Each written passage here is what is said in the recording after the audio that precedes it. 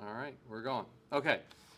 One thing I'll just emphasize here that I didn't really emphasize very well last time was these rules are just like names for observations. Like if with Boolean logic, if what we're starting with are the possible values of true and false, and the three operators and, or, and not, that's like the base level.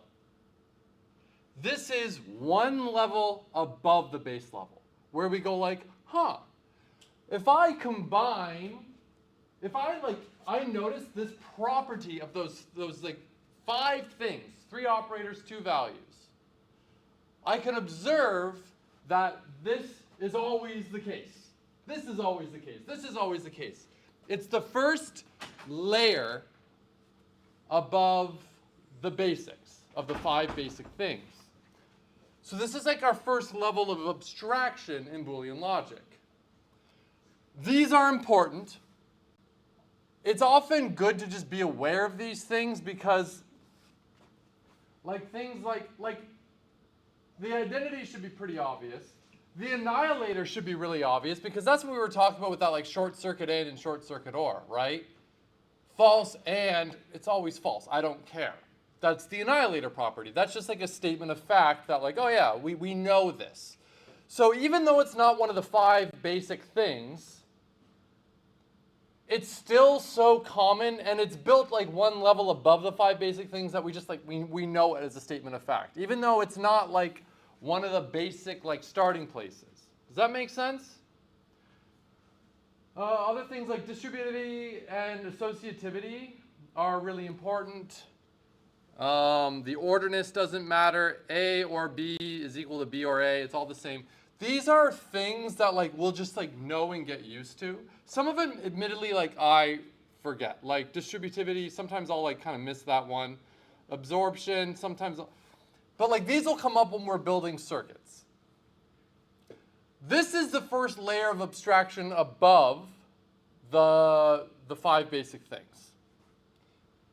We're going to be doing a lot more than that because we're going to be building things like RAM and ALUs and the whole working computer, which is going to be several layers above this. But this is like the first layer of like, oh, here are some other statements that aren't true like by the basic starting place, but are obviously true from the basic starting place, right? What I mean is like true is true because it is defined as true. False is false because it's defined as false. And is the way it is because it's defined that way. These things are just said that way because they are handed down on tablets from the gods, right? That's just it. It's the way it is. Then we go like, but if we kind of put them together this way, this is also true, right? Why? Well, based on our starting point. Is that clear? I hope that's clear. All right.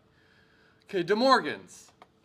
I've numbered them here. There's no like first and second. It's not like, oh, the 1 is this one, 2 is this one. It's just De Morgan's is like both of them. I just numbered them here, by the way. They're particularly interesting in the all of these are very interesting in the context of computer architecture. That's actually kind of a nonsense statement. But we like them because of where they come up when we talk about like NOR and NAND. NOR is not OR and NAND is not AND. De Morgan's laws are as follows. Not A and not B is the same thing as not A and B. Not A and not B is the same thing, not A or B. This is true. If you don't believe me, like you can convince yourself with the truth tables. Okay. Consider, like if you look at the right-hand side of both of those things, the top one is not AND. Okay? It is. The bottom one is not OR. So not only can NAND and NOR be made with not NAND, but also with not and OR. Right? So look, the top one is not AND. I can do an and I can do a not to make not AND. Right? But with not and OR, I don't even need an and. Because if these are equivalent, I can not an A, not a B, and OR them together, And I get like and. I get not and. But do you see how I can perform not and without even an and? Why? As per this like equality here, which we can convince ourselves with the truth tables. So that's interesting. I can do not and without an and. I would just need an or and a not. One does not even need an and to create an and. Yeah. In fact, given only not and or, we can create and, like I'm saying here, right? What's this all saying? If we have not A or not B and we not it, well, that's equal to not, this is De Morgan's, and then not, well, that's just and, right? Cool. That's the fact that I have not. I can use not and I can use or. So if I not an A and not an A, or them, and I not the result of that, I get A and B. That's what I get. If you're not 100% convinced of this, convince yourself of it, which you can do with truth tables and just taking some time to think about it. Speaking of, there we go. Cool? Any questions about this? Please ask now. Is that a question or an itch? It was an itch? Okay. All right, so De Morgan's may not be immediately obvious, but think about what it means. So visualizations, I think, help a lot here. Because consider the first law. Again, there's no such thing as a first. Not A or not B is equal to not A and B. So this is like with the sets, the union and intersection, which we already kind of saw was the same thing as and or not, right? So if we have, like think A and B not, okay? So A and B would only be the yellow area, but if we not it, that's the blue area, right? Right? Now, not A, well if this is A, what's not A? Everything, right? And what's not B? Everything but the B. But if we have everything but the A, which include everything but not A, which is all of the space outside of A, which includes the stuff inside of B, right? And everything that's not B, which is everything outside of the B circle, including the stuff inside A, if we intersect those things, that's everything, then that's what's not in the middle, though. Like we can see visually that they actually mean the same thing. I'm seeing blank faces, so it's hard for me to tell if this makes sense. Let's take a moment and draw. Let's see if I can draw this. First of all, I think the right-hand side is more obvious, right? Ignore the, like, what is the intersection of A and B? Anding A and B. Well, that's the middle part, right? So to be clear, the yellow is what's not included, really, and the blue is what is included in the final bit. So A and B is only where these two circles overlap. And then what's not that? Everything else. You flip it. That part should be obvious, okay? Now, if we have A and we have B, let's say they're not intersecting at all. And this is in some space, okay? If I were to say, what's A? Well, that's everything in the circle and nothing that's outside the circle, right? If we not that, okay, that's everything outside the circle, including this crap inside of B, and not the stuff in the circle. Similarly,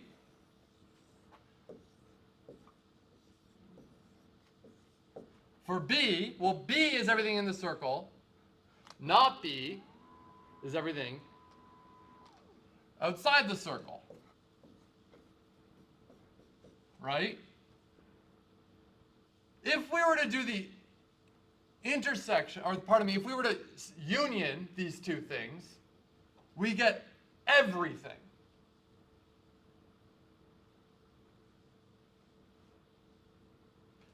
Maybe this would be clear if I did it with like numbers.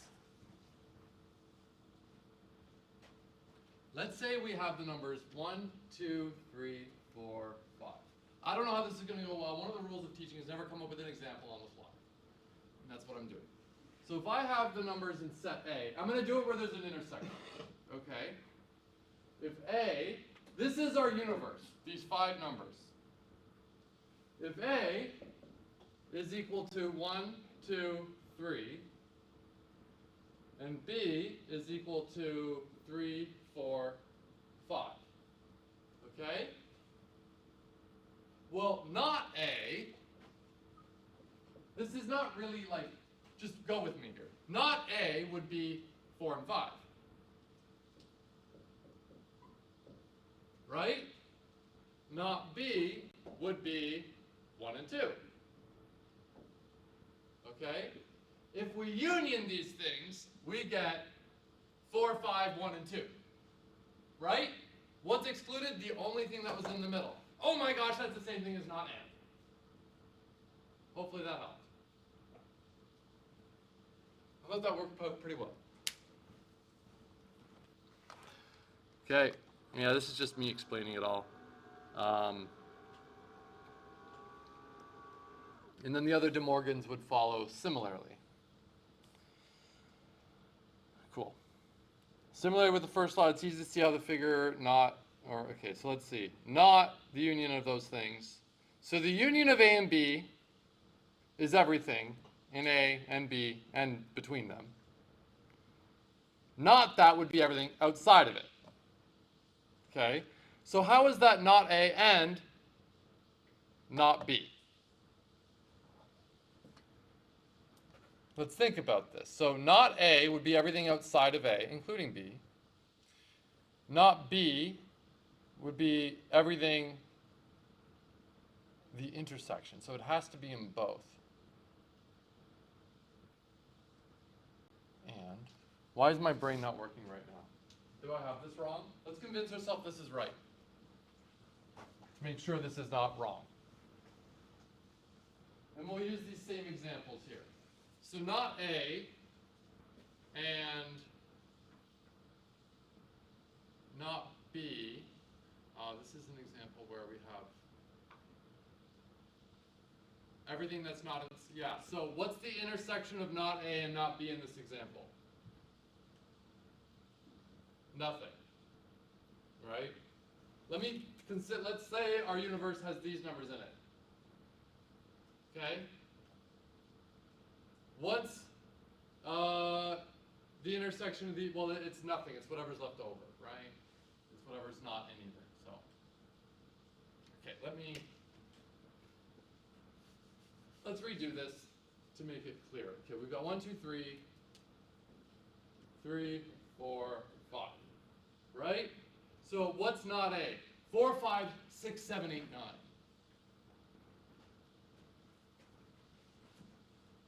6, 7, 8, 9, and this is, what was it, 1, 2, 6, 7, 8, 9. Where do they intersect? If we like, when we and, what do we get? Well, that's the 6, 7, 8, 9. That's everything that wasn't in neither, which was the same thing as not the intersection, not the union of both of them. Happy, sad? Cool. All right, awesome. Okay, any questions? Anything else on this topic before we carry on? Because we're about to start taking these ideas and seeing how we can turn these ideas like into something we can do physically. All right, cool. All right. When we're talking and, or, not, true, false, these are all very abstract things. They're just ideas, like the number, what is the number 1, right? Well, what is that really? Well, it could represent a quantity, right? It could, but it's not like a real thing. It's this idea. So if I were to say, okay, go implement this, you're like, well, what does that mean, right? So these are all abstract ideas, but we could start to implement these things. And we're going to start doing this with transistors. If someone asks you, what's your top 5 most important inventions of all time, this better be on that list, the transistor. All it is a switch. It's just a switch. Okay. When talking about electricity and semiconductors, things can get rather nuanced and complex. I warned you of this like a week ago. I'm not going to get into all of the nuance of electricity. There's far more. We could always play the game of getting more precise and more accurate when we're talking about electricity because things get kind of weird. But we're going to talk about it at a high enough level using analogies that if you really want to pick them apart, you can. But they will be absolutely sufficient for our needs. This is just me hedging against the asshole that goes like, actually, the waterfall example doesn't work because... Shut up. I don't care. We know it works for us, though. Okay. As such, certain analogies and ideas will be used that are technically inaccurate but are sufficient for our needs, like I literally just said. Cool. So symbols. We're going to use digital, that simulation software. There are a number of symbols that we use to represent important, common, and components when talking about like electrical circuits. And we need to understand some of these. Okay? We're going to very quickly get more abstract and more abstract and more abstract, but these are important things for you to be aware of. Digital uses some, there are conventions. I don't remember the names of them. One's like an IEEE one, one's some other one. My understanding is, like, I was always used to the one convention, but like it really kind of comes down to like, chances are if you're in Europe, you're using one convention. If you're in North America, you're using a different convention. I'm used to the North American one. Digital uses the European one. That's not really going to become a problem or anything, but whatever. Some of these symbols that we will see will kind of be like specific to digital. But digital uses common symbols for all of the common things. So we need to be a little bit familiar with some of these things. So you may be familiar with some of these components. Some things to note, certain components have different symbols depending on their context, and some components have different symbols in different regions of the world. When using digital, let's erase. When we see an up arrow like this, that means some charge. We have some like some voltage charge is coming from like that line, okay? And then a single horizontal line represents ground, something with no charge, neutral. So in this example that we have there, the up arrow, we have some charge, and the ground arrow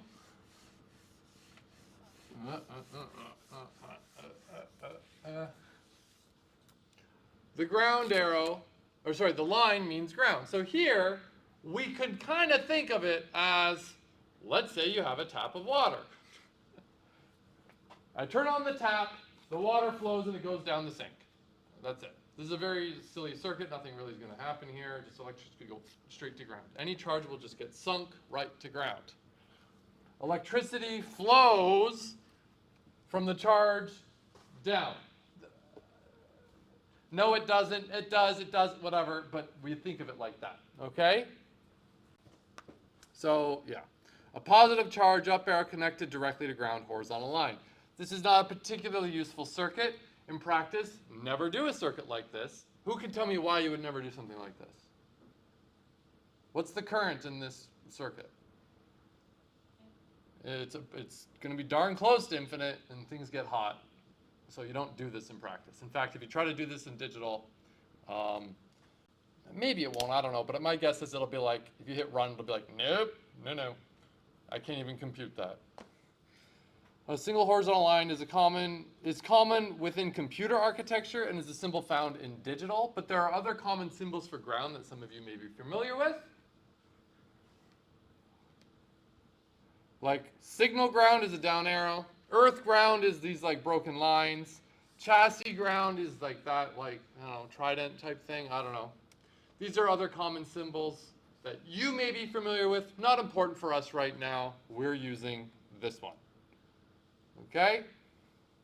That means ground. If you ever see something like connected directly to this means like 0 voltage. If something was connected to ground and we're thinking in the terms of like true or false, we would see that and be like, that's a 0. That's a false, that's a 0. This would be a 1. Okay? What that voltage is doesn't matter, it's a 1 for our needs, okay? We're connecting true directly to ground, doesn't really make a lot, whatever. In the above example, a voltage source was connected directly to ground. Don't do this, current would be too high, you'd burn things like your fingers, your circuits, start a fire, whatever. A resistor, for example, could be added to the circuit to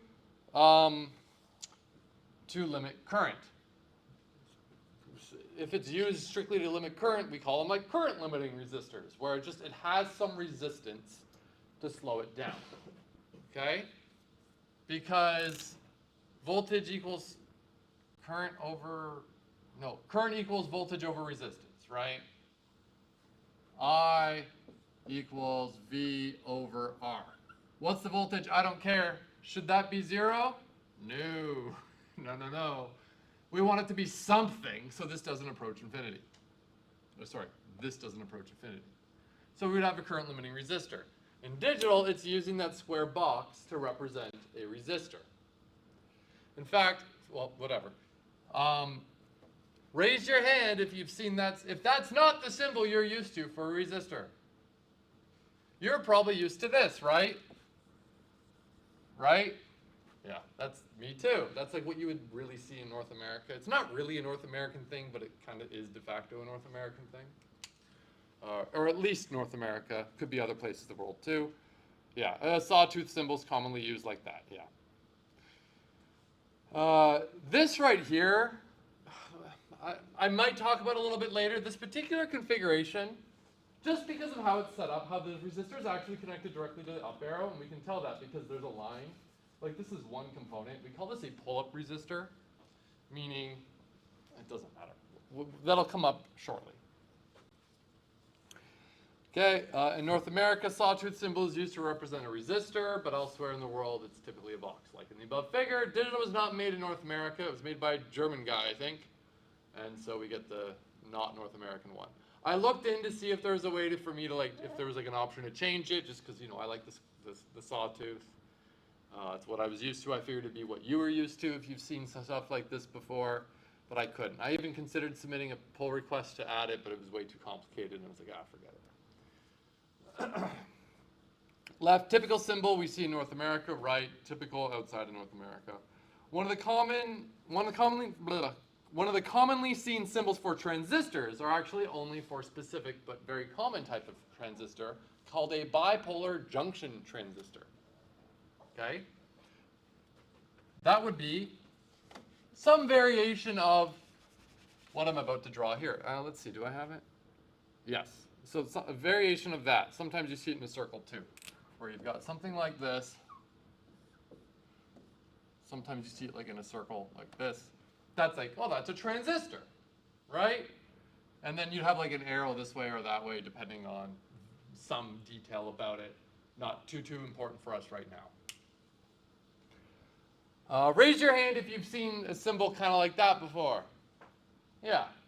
Now, it's funny because even though you're used to that, that's actually not the type of transistors. Like, yeah, you would commonly see it. Oh, it's a transistor. Fine, great. Yeah, transistor. And we're going to be talking a lot about transistors.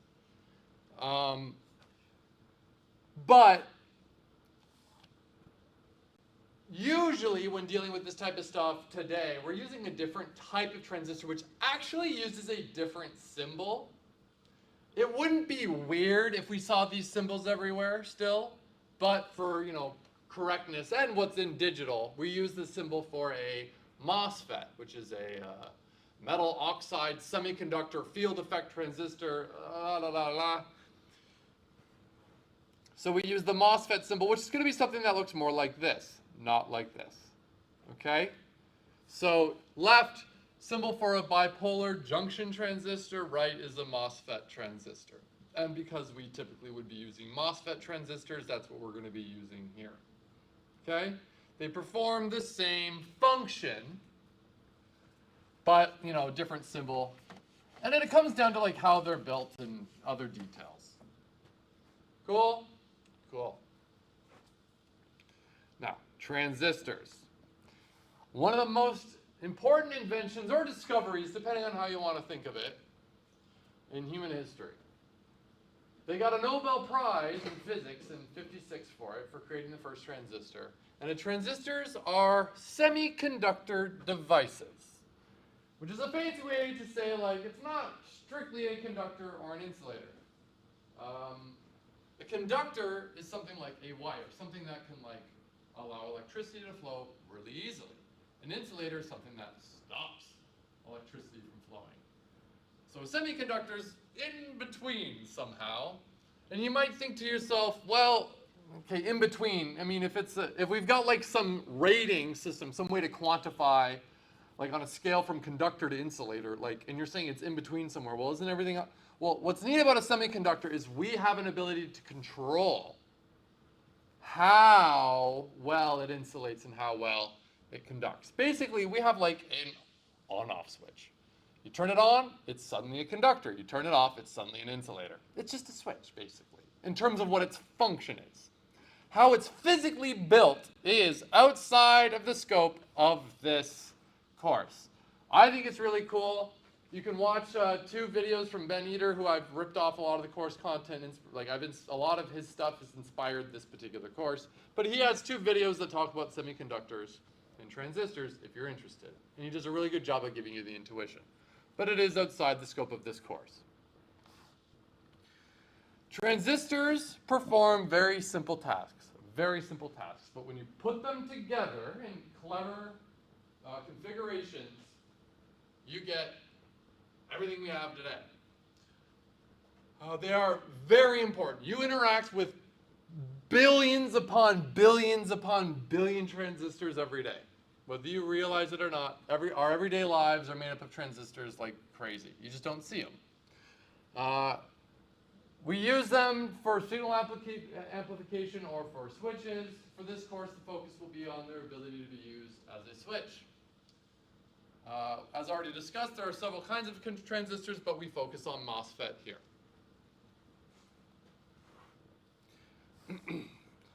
Okay, we got this like model here. There are 3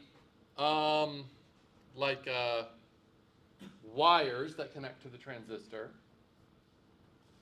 The B label there, that's the body of the transistor, okay? But S, G, and D, S is for source, D is for drain, and G is for gate, okay? These names are pretty good. All right. Within the context of digital circuit, it's common to refer to signals as zeros and ones. The 0 and 1s do not signify a specific voltage, but instead 0 means a relatively low voltage and 1 means a relatively high voltage. I think I said this a moment ago, but just to remind you, 0 and 1 doesn't mean like 0 volts and 1 volt. No, it just means a voltage, no voltage. A charge, no charge. True, false. Okay? It's important to remember that.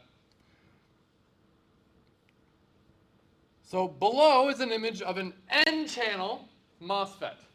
There's an N-channel and a P-channel. I'll talk about both. An N-channel MOSFET is one where, okay, the transistor acts as a switch for a signal to travel from the source to the drain. Good name, right? If here's our transistor, we can think of it, S goes in, out is the drain. We have a source of water, and we have a drain for the water to go out of, okay? In, out, okay? And then we have the gate. That's the thing that can control whether or not we allow the water to flow, the electricity to flow, okay?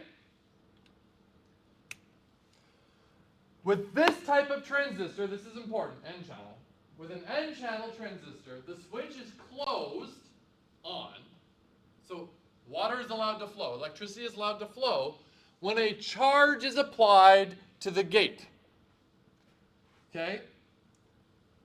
If I have a 1 here, I'm pretty sure I have examples down here. Perfect. Here we go. Here's the transistor. This is the N channel. If I have a 1 here, a 0 here, I have a 0 here. Okay?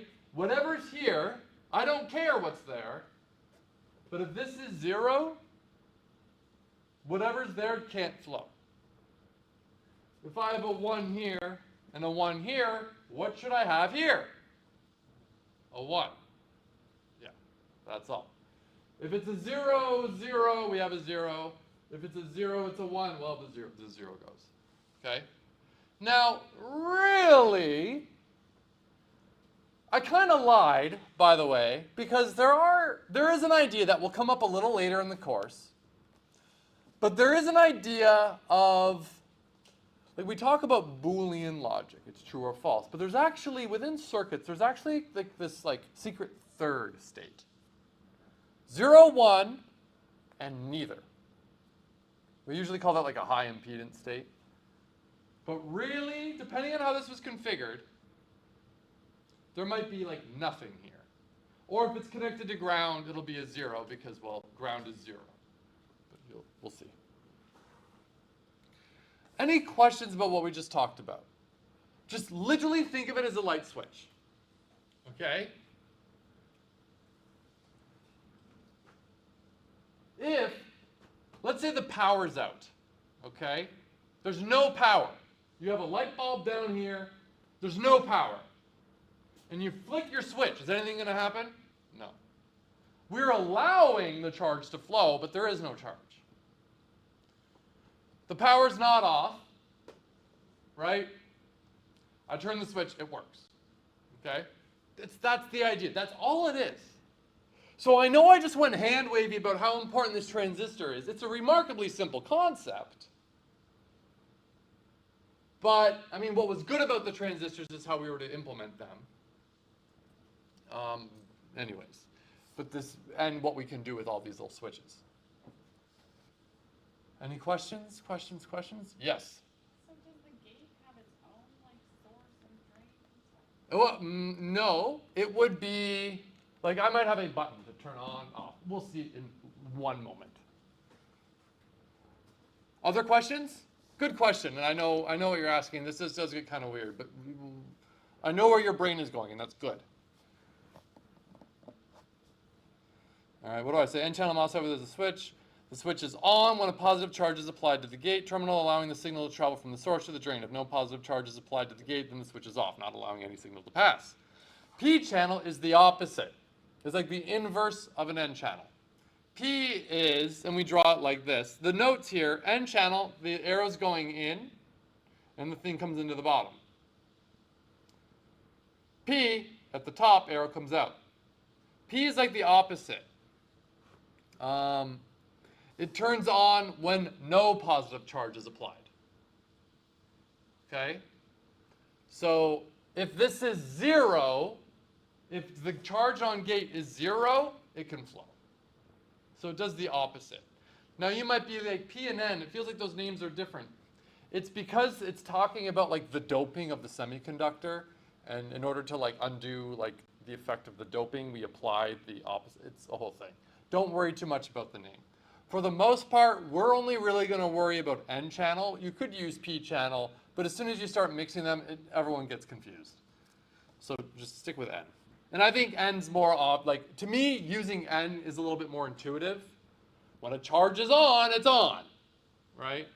Right? Makes sense. Okay, for the most part, N channels will be used, like I just said. Cool. Questions, anything? I'm surprised there's no questions, but at the same time, I guess you're smarter than I expected, which is great. So I don't know. Okay. So below is a circuit with an N-channel MOSFET. So here's the circuit. Okay? Below is a circuit with an N-channel MOSFET acting as a switch on some signal that is always on. Why is it always on? Because I've connected it to a voltage source. All right? There are several components to note. The N-channel MOSFET, this thing.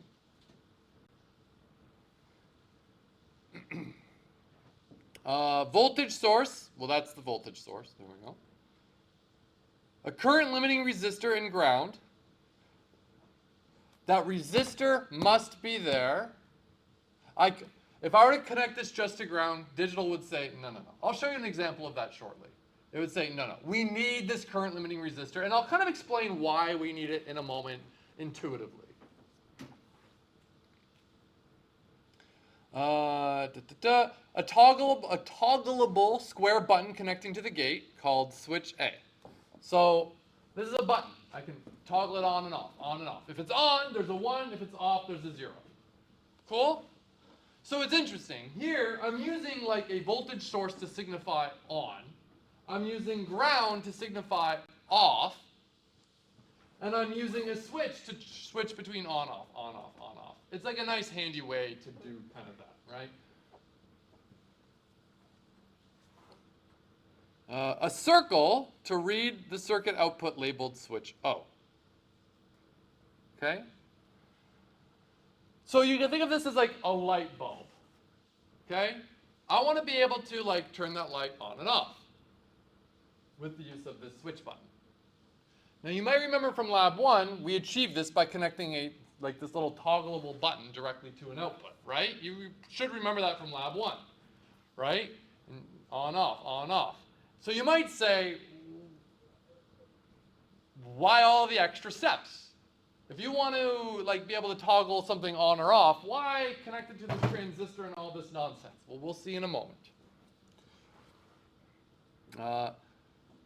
So yeah, the circle, it allows us to easily observe the signal at some point in the circuit. These are called outputs within digital. And this little box up here called test, these are unit tests. You can actually write unit tests that are just basically truth tables that confirm that the circuit acts according to the truth table. And we will discuss these in more detail later. Any questions about what we see here? I'm going to build this, and we're going to play around with it for a moment. But do we have any questions about what we see here? All right, yeah, let's just build it. I'm going to really wish I brought a mouse today, I'm guessing. I should probably just bring a mouse to class for this. Because otherwise, yeah, it's a big pain. Ugh.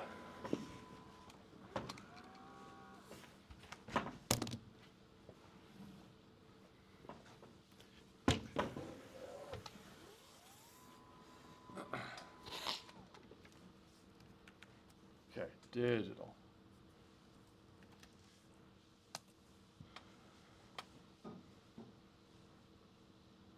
Yeah, okay. So components. So where's switches? So the transistors are there. I want an N channel. I want an output. I want an input.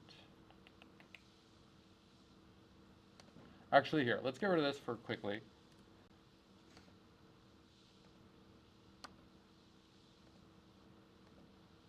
Run. So this is what I meant. Like, this is what we did in lab. On, off, on, off, on, off, on, off, right? Shouldn't shock you, whatever. So why did I do all that extra crap with the transistor? Well, we're getting there. It's important, trust me. Okay, so components. Here, I can just pull it from here. There we go.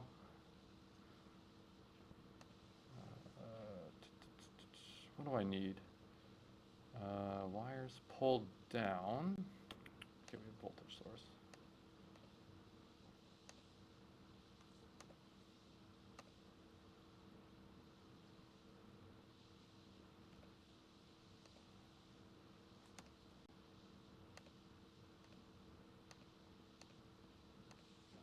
I think this is basically it without the tests. Okay. There we go. Cool. All right, there we go. Happy? You should be. But again, you're like, well, like what was the whole point of adding this transistor? You're making it on and off. One thing to note is that this part of the circuit is kind of isolated from this part. The charge that turned this on is from here, not from here. Okay? That's important. And it's going to become very important very soon. Hopefully it'll be clear to you. But this here, yes, it's not independent in the sense that, like, this controls the transistor, but, like, think of it like a switch on the wall. Me toggling that switch, yes, I'm affecting the charge that may or may not be flowing, but, like, no part of me, like I'm not turning on the light. The electricity is making the light turn on. I just controlled whether or not the electricity flowed or not. I know it might sound like I'm splitting hairs, but there is a difference. Let's be clear. Okay? So that isolation there. Now, the reason we need that pull-down resistor, so here, let me show you what happens if I don't do it. And we just go straight to ground. First of all, at least I'm pretty sure, I'm going to need to get rid of this here. Let me show you what, if I hit run on this. Oh, it's actually happy. Okay, great. So it's fine now, but as soon as I toggle that switch, yeah, all right. Short circuit, we're connecting directly to ground. It's unhappy. Yeah, this is bad. This is really bad. We don't want to do this, okay? So what do?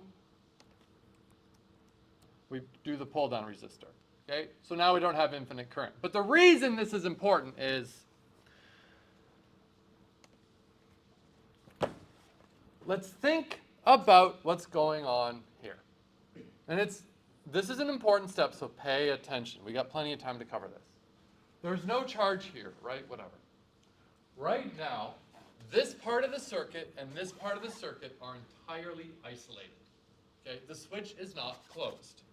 So they don't touch each other. There's a voltage source here, meaning everything connected to this voltage source has a positive charge. Everything up here is a 1. This is connected to ground through a resistor. That's just current limiting.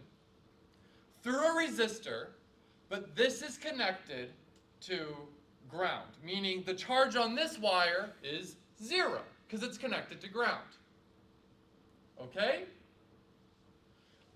This half is connected directly to ground. It's a 0. This half is connected, I say directly, it's through a current limiting resistor, but that's just, it's still ground.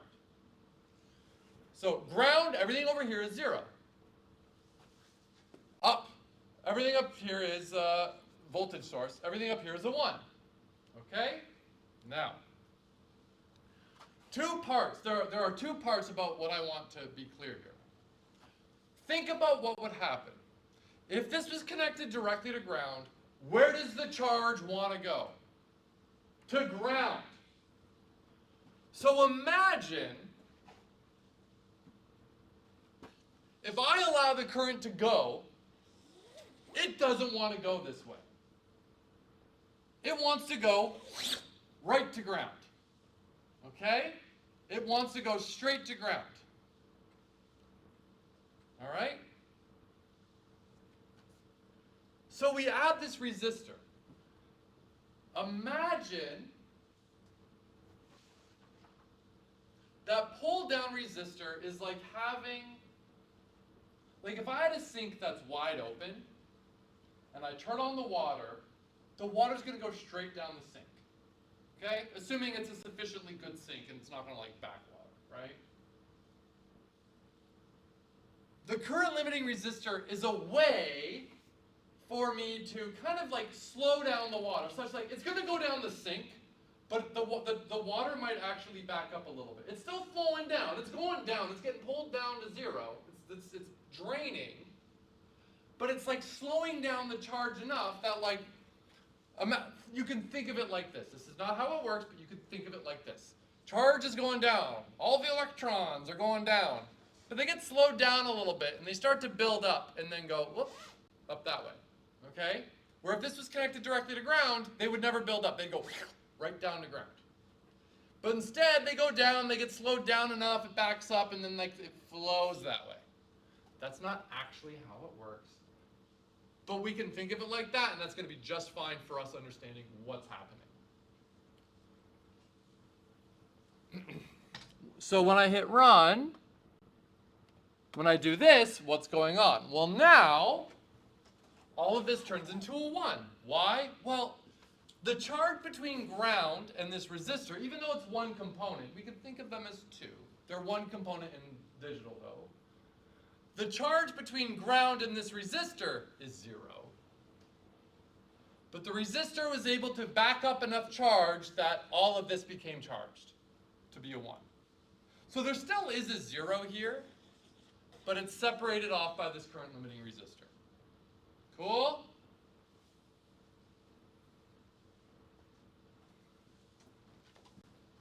I turn it off. We disconnect the source. All the charge that was here gets pulled down to 0. Maybe it takes a fraction of a second, but it does. Cool? Cool. Cool. When I turn off, I've got that sink, right?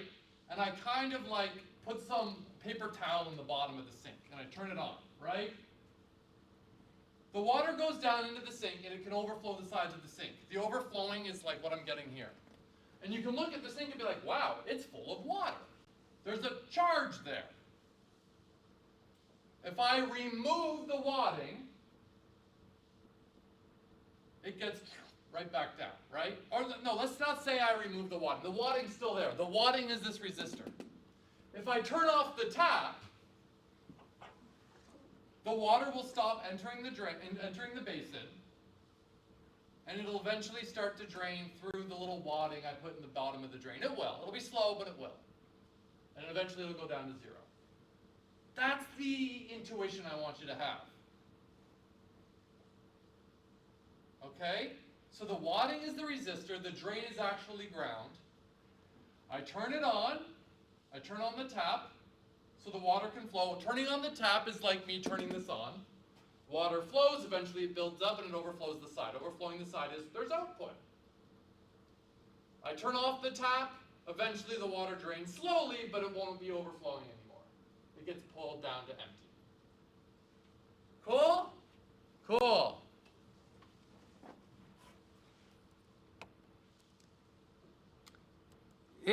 Hold on, I should be able to open discard. Just for the sake of, where was, no, yes. Site, topics,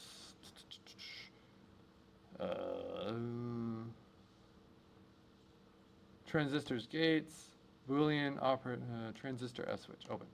So here's the circuit I had the screenshot of. This is the one actually from there. It's the same that we just were playing with, right?